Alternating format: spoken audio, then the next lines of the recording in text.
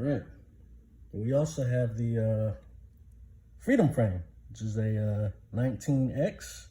One of my favorites. They did some really cool engineering on this. It's by the 1776 and the Freedom Company dev team.